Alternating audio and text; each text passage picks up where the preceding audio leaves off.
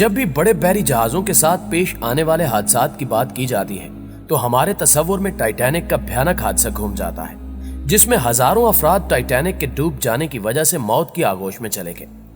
آپ سب نے یقیناً ٹائٹینک فلم بھی ضرور دیکھ رکھی ہوگی، اور آپ اب تک یہی سمجھتے ہوں گے کہ ٹائٹینک کا ڈوبنا ہی اب تک کا سب سے بڑا بحری حادثہ ہے۔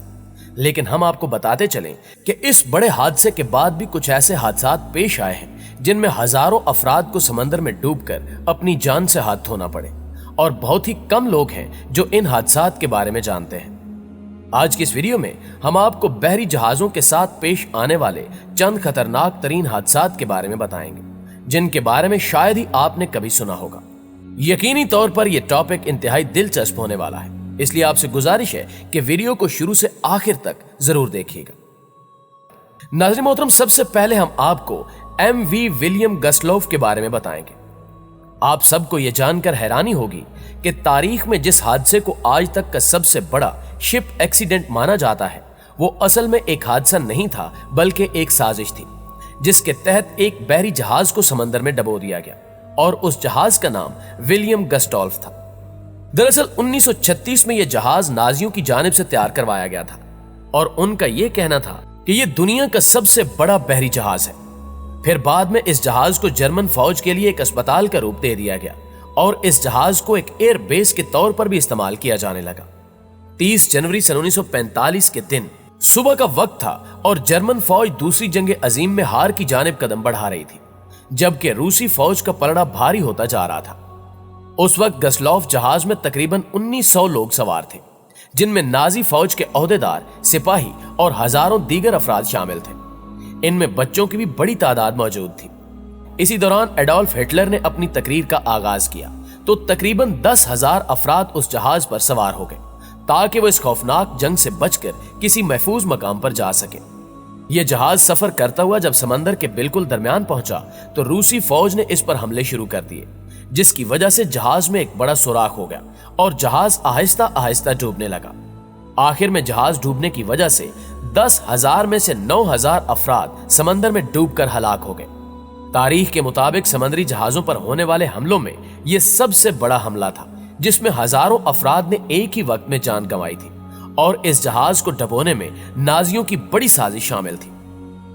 ناظرین گرامی، اب ہم آپ کو ایس ایس ایسٹ لینڈ کے بارے میں بتاتے چلیں۔ اس جہاز کو Speed Queen of the Great Lakes بھی کہا جاتا ہے۔ یہ بحری جہاز بھی دیگر بحری جہازوں کی طرح کافی بڑا اور مضبوط تھا، لیکن اس بات کا اندازہ کوئی نہیں لگا سکتا تھا کہ اس بحری جہاز کے ساتھ بھی ایک بڑا حادثہ پیش آ سکتا ہے۔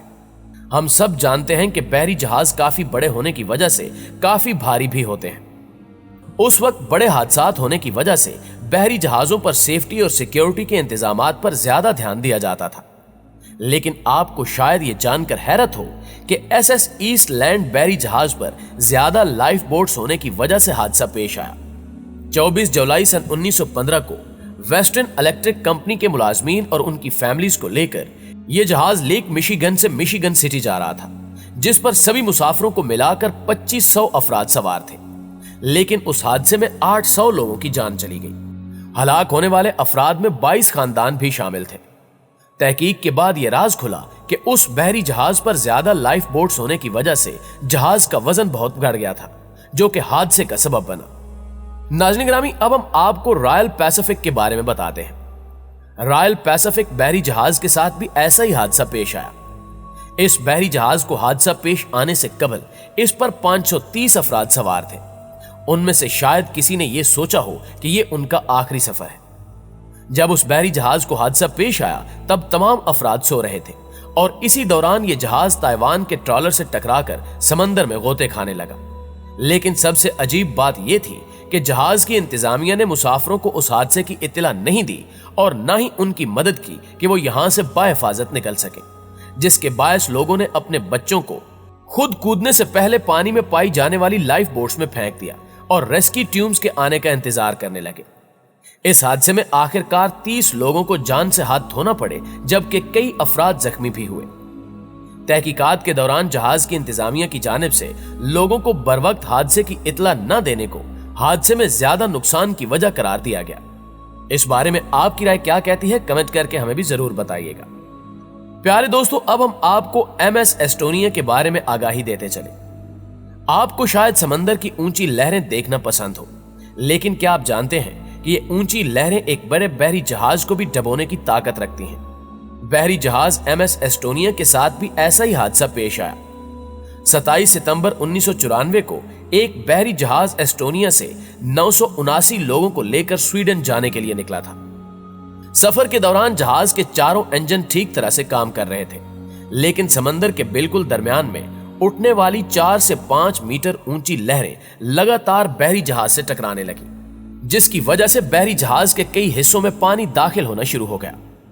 जहाज के अंदर ज्यादा पानी जमा होने की वजह से जहाज पानी में आहिस्ता आहिस्ता डूबने लगा। चूंकि पानी लगातार जहाज में दाखिल हो रहा था, तो ऐसे में लोगों का अपने केबिन से बाहर निकलना मुश्किल हो चुका था, जिसकी वजह से उनको बचाया नहीं जा सका। जहाज पर सवार 989 लोगों में से 852 लोगों की डूबकर जान चली गई, जबकि 92 लोगों को ही बचाया जा सका। प्यारे दोस्तों, अब हम आपको कोस्टा कंकॉर्डिया नामी बहरी जहाज के खौफनाक हादसे की तफसील बताते हैं। कई बार एक लीडर की जानिब से की गई गलती इसके मदाहों पर भारी पड़ जाती है, लेकिन अगर वही गलती हजारों लोगों की जान ले ले तो यकीनन ये गलती एक भयानक रूप धार लेती है।